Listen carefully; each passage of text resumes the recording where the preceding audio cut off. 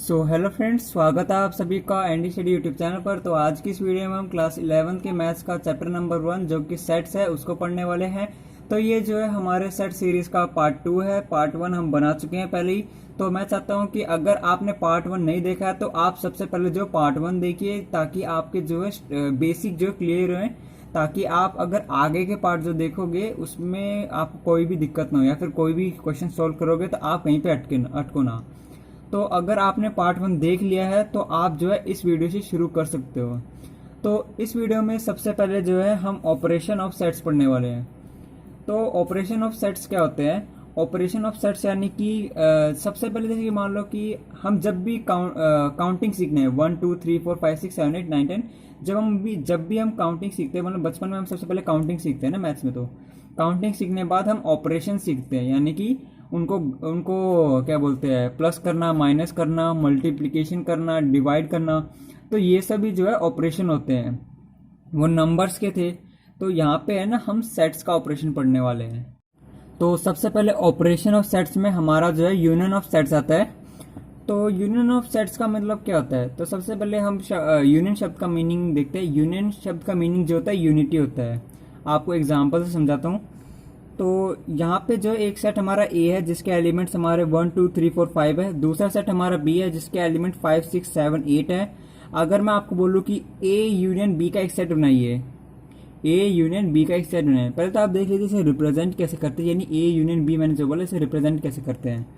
तो हम यहाँ ए लिखेंगे, बी लिखेंगे और बीच में जो है यू का साइन लगा देंगे, एक यू बना देंगे। इसका मतलब होता है, इसको पढ़ते ही ऐसे है, ए यूनियन बी। तो इनका जो ए यूनियन बी का जो सेट बनेगा वो होगा 1 2 3 4 5 6 7 8, क्योंकि यूनियन मतलब होता है यूनिटी, यानी एक साथ करना। तो हम अगर ए यूनियन बी बोल रहे हैं तो हम जो है इन दोनों के एलिमेंट को जो है एक साथ लिखेंगे, इसलिए यहाँ पे एक साथ लिखा है। तो एक और एग्जांपल देखिए। तो सबसे पहले एक और एग्जांपल पे जाने से पहले एक चीज ध्यान देने की बात है कि आप देख सकते हो कि ये दोनों सेट में जो है एक चीज कॉमन है, यानी कि 5 और 5 जो है 2 बार है। आप जब यूनियन बनाओगे तो ये जो 5 है इसको 2 बार मत लिखना, 5 को 2 बार मत लिखना, क्योंकि मैंने आपको पहले ही कहा है कि अगर कोई भी एलिमेंट अगर 2 बार रिपीट होता है किसी भी सेट में तो उसे केवल एक बार ही लिखा जाता है। ठीक है, समझ आ गया ना? तो अगला जो हमारा एग्जाम्पल है वो है वोवल्स का। मान लो कि एक सेट हमारा एक्स है जिसके अंदर हमारे elements A E I O you है, और दूसरा हमारा सेट है वाई जिसके अंदर जो हमारे एलिमेंट्स है वो आई और यू है। तो अगर अब मैं बोलूं कि आप एक्स यूनियन वाई बनाइए तो क्या बनेगा? सबसे पहले आप खुद ट्राई कीजिए। एक्स यूनियन वाई बनाना आपको, तो आप खुद ट्राई कीजिए। उम्मीद है बना लिया होगा। तो इसका जो यूनियन है वो हमारा बनेगा ए ई आई ओ यू। आप सोच रहे होंगे कि कुछ अलग है ही नहीं। अलग इसलिए नहीं है क्योंकि हमने जब इन दोनों को एक साथ लिखा, तो आपने जब लिखा होगा तो आपने भी लिखा होगा, तो ये जो हमारे आई और यू जो है ये 2 बार रिपीट हो रहे हैं, तो इसे केवल हम एक बार ही लिखेंगे। इसलिए ये दोनों जो है एकदम सेम सेम लग रहे हैं क्योंकि हमने आई और यू को एक बार ही लिखा है। सो उम्मीद करता हूँ कि आपको यहाँ तक समझ में आ गया होगा। फिर इसके बाद जो हमारा अगला जो टॉपिक है वो है हमारा some properties of the operation of union. सबसे पहले जो है हमारा कम्युलेटिव लॉ है। इसके अनुसार जो है हम सेट ए यूनियन बी लिखे या फिर सेट बी यूनियन ए लिखे, दोनों इक्वल होंगे। क्यों? जैसे कि आपको पता है कि हम ए प्लस बी लिखे या फिर हम बी प्लस ए लिखे, ये दोनों आपस में इक्वल होगा ना। वैसे सेम यहाँ पे ये है कि ए यूनियन बी लिखे या फिर सेट बी यूनियन ए लिखे, दोनों इक्वल है। फिर अगला है हमारा, हम सेट ए यूनियन बी का होल यूनियन सी लिखे या फिर ए यूनियन बी का होल बी यूनियन सी लिखे, दोनों आपस में इक्वल होगा। कैसे? हम जैसे कि आपको पता है कि ए प्लस बी प्लस सी लिखे या फिर सी प्लस बी प्लस ए लिखे हैं, सेम वैसे ही तो है ना। यहाँ पे ए बार यहाँ से मान लो ए है, फिर यहाँ से है ए बार सी बाहर है, एक बार ए बाहर है। तो यहाँ पे भी सेम है कि हम ऐसे लिखे या फिर ऐसे लिखे, आपस में तो सेम ही होगा ना, वैसे सेम ही है। फिर अगला जो है हमारा law of identity of element. इसमें यह है कि हम किसी भी सेट को अगर एम्प्टी सेट से यूनियन बनाएंगे तो वो खुद जो है रिजल्ट में आएगा। अगला जो है हमारा वो है इंडेम्पोटेंट लॉ। इसके अनुसार अगर किसी भी सेट का उसी के साथ जो है यूनियन बनाएंगे, जैसे कि ए सेट का ए के साथ यूनियन बनाएंगे, तो रिजल्ट में जो है वो खुद सेट ही आएगा। जैसे कि मान लो एक एग्जांपल देता हूँ कि मैंने एक सेट है ए, उसके अंदर जो एलिमेंट्स है हमारे 1,2 है, 1 और 2 जो है उसके एलिमेंट्स है, और दूसरा सेट लिया है मैंने ए, सेम सेट ले रहा हूँ मैं, दूसरा सेट भी हमारा ए है जिसके अंदर भी एलिमेंट्स हमारे 1 और 2 है। तो इन दोनों का जब मैं यूनियन बनाऊंगा तो हमारा ए ही आंसर आएगा, ठीक है ना। फिर अगला जो है हमारा लॉ ऑफ यूनिवर्सल सेट। तो इस ये क्या कहता है, ये कहता है कि किसी भी यूनिवर्सल सेट का अगर हम जो है यूनियन बनाएंगे किसी भी सेट से, जैसे कि यहाँ पे सेट ए है, तो रिजल्ट में जो है हमें यूनिवर्सल सेट ही मिलेगा। क्यों? क्योंकि जो यूनिवर्सल सेट जो है सबसे बड़ा होता है। तो यूनिवर्सल सेट सबसे बड़ा होता है, तो जो ए जो है वो यूनिवर्सल सेट के अंदर आएगा, इसलिए ये यूनिवर्सल सेट आएगा रिजल्ट में हमारा। उम्मीद है आपको यहाँ तक समझ में आ गया होगा। तो हमारा जो अगला जो है वो है इंटरसेक्शन ऑफ सेट्स। तो इंटरसेक्शन ऑफ सेट्स का मतलब क्या होता है कि हम जो है दो सेट के बीच में जो है हम कॉमन एलिमेंट्स ढूंढते हैं। जैसे कि यहाँ पे हमारा एक सेट, मान लो एक सेट हमारा ए है यहाँ पे, जिसके एलिमेंट्स हमारे 2, 4, 6, 8 हैं, और दूसरा सेट हमारा बी है जिसके एलिमेंट्स हमारे 6, 8, 10, 12 हैं। पहली बात तो ये हम जो इंटरसेक्शन ऑफ सेट्स को जो है ऐसे उल्टे ई से जो है डिनोट करते हैं, ठीक है ना, उल्टे ई से। इसको हम पढ़ते ऐसे हैं कि ए इंटरसेक्शन ऑफ बी, इसको हम ऐसे पढ़ते हैं। इसका मतलब क्या होता है, जैसे कि देख लेते हैं, elements which are common in all the given sets, यानी कि जो एलिमेंट्स दोनों सेट के बीच में कॉमन होते हैं ना, वो हमारा जो है इंटरसेक्शन ऑफ सेट बनाते हैं। वही जैसे कि मैं अगर पूछूं कि इन दोनों के बीच में कौन कौन से एलिमेंट्स कॉमन है, तो आप देख सकते हो कि इन दोनों के बीच में जो है 6 और 8 जो है वो कॉमन है। दोनों सेट के अंदर 6 और 8 जो है दोनों ही एलिमेंट है, ये दोनों एलिमेंट जो है दोनों सेट के अंदर है, ठीक है ना। तो हम यहाँ पे लिख सकते हैं कि ए इंटरसेक्शन बी जो होगा वो हमारा 6,8 होगा। अगला एग्जाम्पल देख लेते हैं। अगला एग्जाम्पल है हमारा, एक है एक सेट ए है जिसके अंदर हमारे elements A, E, I, O, you है, और दूसरा एलिमेंट हमारा एक दूसरा सेट जो है हमारा बी है जिसका एलिमेंट आई और यू है। तो इन दोनों का इंटरसेक्शन क्या होगा, आप खुद बताइए। हाँ, आपने सही बताया। जैसे कि आई और यू जो है इन दोनों के अंदर कॉमन है, तो इन दोनों का जो इंटरसेक्शन होगा, ए इंटरसेक्शन बी जो होगा वो आई और यू होगा। ये जो ए इंटरसेक्शन बी है, ये जो ए इंटरसेक्शन बी जो है, हम इसे ऐसे भी दिखा सकते हैं, क्योंकि जितने भी एलिमेंट्स जो होते हैं ए इंटरसेक्शन बी सेट के, वो सेट ए में भी होते हैं और सेट बी में भी होते हैं ना, इसलिए। जैसे कि हमने यूनियन ऑफ सेट्स में पढ़ा था कुछ प्रॉपर्टीज, वैसे ही जो है अब हम इंटरसेक्शन पढ़ेंगे। तो अगर हमारा अगला जो टॉपिक है वो है some properties of the operation of intersection. तो पहली प्रॉपर्टी जो है उसी की तरह कम्युलेटिव लॉ है। इसमें जो इसके अनुसार जो है हम सेट ए इंटरसेक्शन बी लिखे या फिर सेट बी इंटरसेक्शन ए लिखे, दोनों जो है सेम होगा, क्योंकि जैसे मैंने पहले बताया था ए प्लस बी या फिर बी प्लस ए एक होता है, वैसे यहाँ पे भी है। फिर अगला जो है हमारा ये है, हम ए इंटरसेक्शन बी का होल इंटरसेक्शन सी लिखे या फिर A intersection B intersection C का होल लिखे, वो जो है सेम होगा, और इसको जो है हम एसोसिएटिव लॉ कहते हैं। फिर तीसरा है हमारा, हम जो है किसी भी नूल सेट का इंटरसेक्शन जब हम ए के साथ करते हैं तो हमें जो है रिजल्ट में नूल सेट ही मिलता है। और ऐसे ही जब हम किसी भी यूनिवर्सल सेट का इंटरसेक्शन ए सेट के साथ करते हैं तो हमें रिजल्ट में जो है ए सेट मिलता है, क्योंकि कॉमन निकालना पड़ता है ना हमें, इसलिए। और इस लॉ को जो है हम कहते हैं law of null and law of universal. अगला जो है हमारा इंडिपोटेंट लॉ, ठीक है ना। इसमें जो है हमारा जब हम किसी एक सेट को जो है उसी से इंटरसेक्शन करते हैं तो रिजल्ट में हमें जो है वही सेट मिलता है। ये तो सिंपल सा है ना। अगला है हमारा डिस्ट्रीब्यूटिव लॉ। इसमें जो है इसका ये है, आप समझ रहे होंगे, जैसे कि A intersection B union C करें, या फिर हम ए इंटरसेक्शन बी का यूनियन ए इंटरसेक्शन सी से करें तो सेम होएगा। डिस्ट्रीब्यूटिव लॉ है ना। इसमें ये ऐसे, और इसको जो है इस यहाँ पे जो है हमने इसको स्प्लिट कर दिया है। अगला जो है हमारा वो है डिफरेंस ऑफ सेट्स। ये जो है हमारा सब्ट्रैक्शन की तरह ही है। तो इसमें है, आपको एग्जांपल से समझाता हूँ। इसमें जो हम सब्ट्रैक्ट करते हैं किसी भी एक सेट को दूसरे से, तो वो कैसे करते हैं अब दिखाता हूँ। मान लो हमारे जो है यहाँ पे एक सेट है ए, जिसके एलिमेंट्स हमारे 1 2 3 4 5 6 है, और दूसरा सेट है हमारा बी, जिसके एलिमेंट्स 2 4 6 8 है।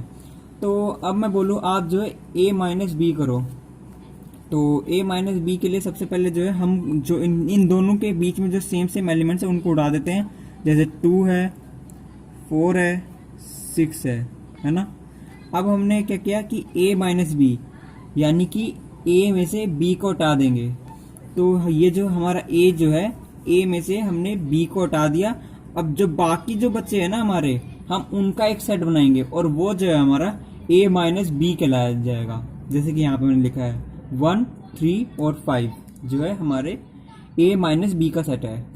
फिर अगर मैं बोलूँ कि b माइनस ए का सेट क्या होगा, तो b माइनस ए, जैसे कि b है रहा, तो b माइनस ए यानी कि हमें जो है b में से a को हटाना है, तो b में से a को हटाना है।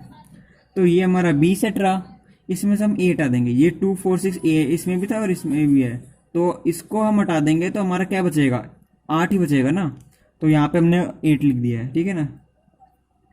अब ये है जैसे कि हमने पहले पढ़ा, हमने जो ऊपर जो पढ़े थे इंटरसेक्शन और यूनियन जो पढ़ा था, यूनियन ऑफ सेट्स, तो उनमें हमने पढ़ा था कि जो ए यूनियन बी या फिर ए यूनियन बी और बी यूनियन ए जो है सेम होता है, और ऐसे ही जो है ए इंटरसेक्शन बी और बी इंटरसेक्शन जो ए होता है वो सेम रहता है। लेकिन इस केस में ऐसा नहीं है। ए माइनस बी जो है is not equal to B minus ए।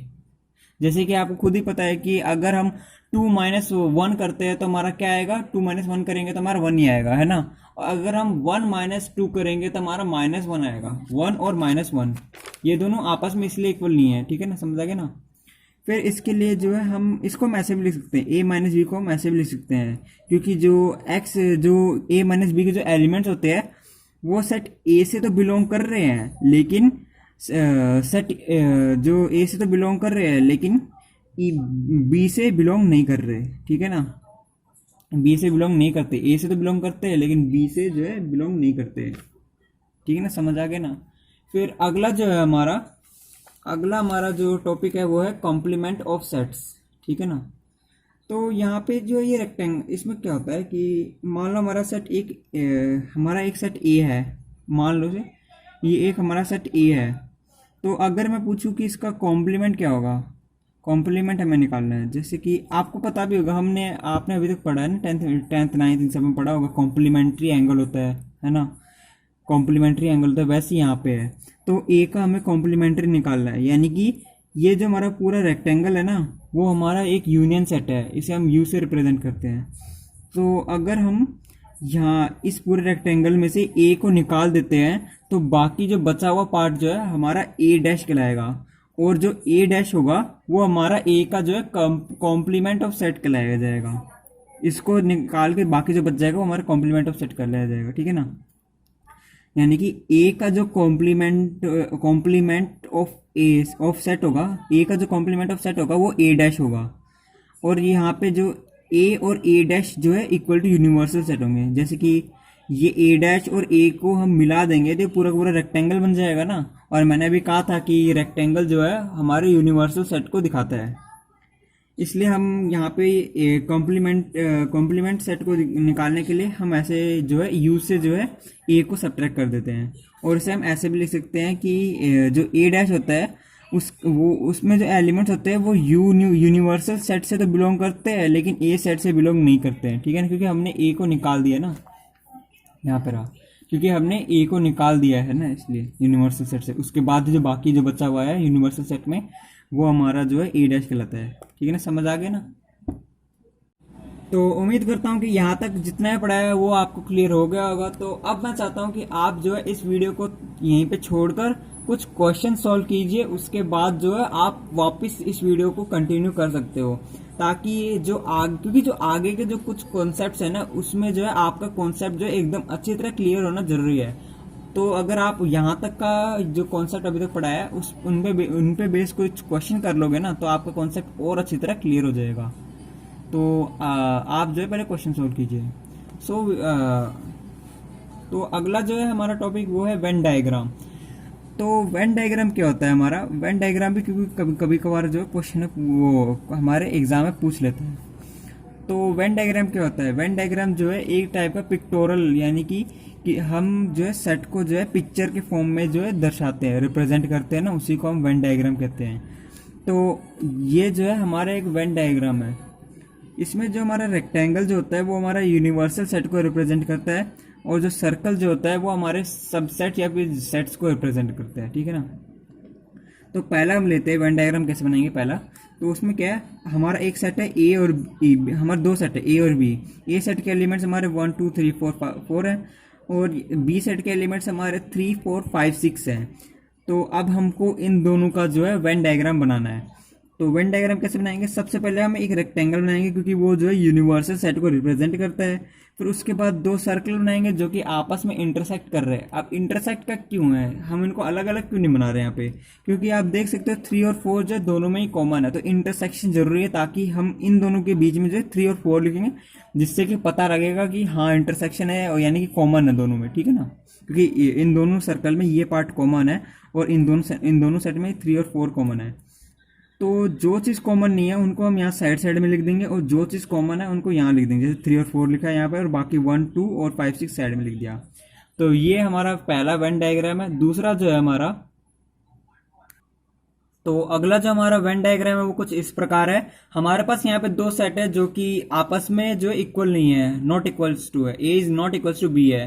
तो इसका जो वेन डायग्राम जो है हम ऐसे बनाएंगे, क्योंकि ये दोनों आपस में इक्वल नहीं है, इसलिए हमने जो है इनको जोड़ा नहीं है, ठीक है ना। फिर इसके बाद जो हमारा नेक्स्ट वेन डायग्राम है वो है ए माइनस बी का, ठीक है ना। ए माइनस बी का हमारा जो है अगला ए वेन डायग्राम है। इसमें जो है हमारा ये ए जो है हमारा, ये जो है हमारा ए सेट है, और ये जो है हमारा बी सेट है, और ये तो हमारा यूनिवर्सल सेट है ही। तो अगर हमें क्या करना है, हम क्या बोलते हैं, ए माइनस बी को कैसे रिप्रेजेंट करेंगे?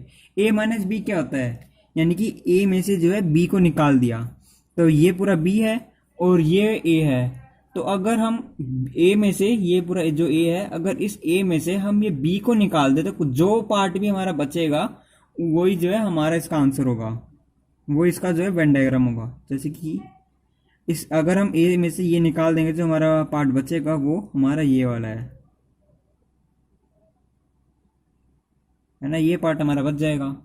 फिर इसके बाद जो हमारा नेक्स्ट वेन डायग्राम है वो है ए यूनियन बी का। तो ए यूनियन बी है, इसमें हमारा ये जो है ए सेट है, ये हमारा बी सेट है, और ये हमारा यूनिवर्सल सेट है। तो ए यूनियन बी, यानी कि ए यूनियन बी का मतलब क्या होता है, मैंने बताया था कि ए यूनियन बी मतलब कि प्लस जैसे होता है, दोनों को जोड़ना, एक साथ करना, एक साथ लिखना, है ना। तो इन दोनों को एक साथ करना है, तो एक साथ इन दोनों को यूनियन जो होगा ये दोनों होंगे, इन दोनों का यूनियन का रिजल्ट जो होगा वो दोनों होंगे। तो हम जो दोनों सेट को ही जो है, दोनों सर्कल को ही जो है शेड कर देंगे, ठीक है ना। ये ऐसा होगा हमारा। फिर अगला जो हमारा वेन डायग्राम है वो ये रहा। इसमें क्या है, इसमें हमारा ए यूनियन बी और होल ब्रैकेट डैश, यानी कि मैंने अभी क्या बताया था, कंप्लीमेंट, मैं अभी जो कंप्लीमेंट ऑफ सेट्स बताए थे वो ये जो है उस कॉन्सेप्ट पे बेस है। यानी कि ए यूनियन बी जो है, ए यूनियन बी को छोड़ के जो बाकी जो पार्ट है वो जो है हमारा इसका जो है कंप्लीमेंट ऑफ सेट कहलाया जाएगा। तो मान लेते हैं कि ये हमारा ए सेट है, ये हमारा बी सेट है, और ये हमारा यूनिवर्सल सेट है, ठीक है ना। तो हमारा ए यूनियन बी क्या होगा, अभी ऊपर बताया था, ये हमारा ए यूनियन बी का सबसेट है, ये ए यूनियन बी का वेन डायग्राम है। तो हमारा ए यूनियन बी का होल डैश जो होगा वो बाकी बचा हुआ पार्ट होगा। तो कंप्लीमेंट यानी कि उसको छोड़कर बाकी सब, जैसे पहले बताया था कॉन्सेप्ट में। तो ये जो होगा हमारा इसका वेन डायग्राम हो गया। फिर अगला जो हमारा वेन डायग्राम है वो है ए इंटरसेक्शन बी का। तो ए इंटरसेक्शन बी, अगला हमारा जो वेन डायग्राम है वो है ए इंटरसेक्शन बी का। तो ए इंटरसेक्शन बी मतलब क्या होता है, यानी ए और बी में जो हमारा पार्ट कॉमन है वही।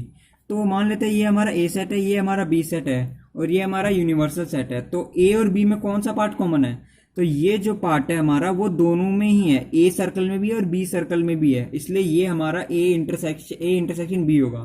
फिर अगला जो हमारा ये है ए इंटरसेक्शन बी का होल डैश।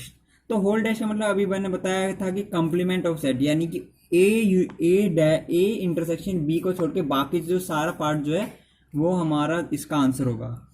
तो मान लेते हैं ये हमारा ए सेट है, ये हमारा बी सेट है और ये हमारा यूनिवर्सल सेट है। तो ये जो बीच का पार्ट है ये दोनों सर्कल में कॉमन है, तो ये हमारा ए इंटरसेक्शन बी होगा, जैसे ऊपर बताया था। तो हमको निकालना है ए इंटरसेक्शन का होल डैश। तो यानी कि इसको छोड़ के बाकी जितना भी पार्ट है वो हमारा जो होगा ए इंटरसेक्शन का होल डैश होगा। ये जो है हमारा ए इंटरसेक्शन का होल डैश है।